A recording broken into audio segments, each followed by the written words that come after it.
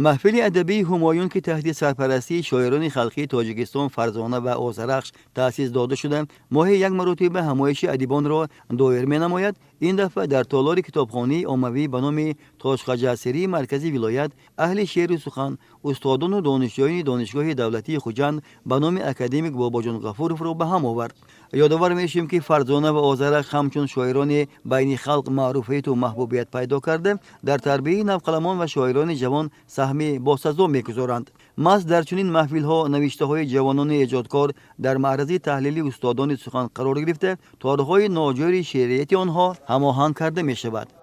محفل همایون طولی چند سال است که فعالیت میبرد و این رو متصدی های این محفل شاعران خلقی تاجیکستان استاد آذرخش و استاد فرزانه هستند و ما خوشبخت هستیم که در این محفل ادبی اشتراک داریم و امروز در محفل نوبتی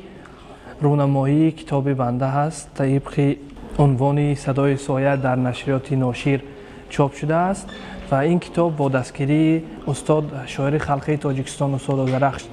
به چاپ رسید و امروز در این محفل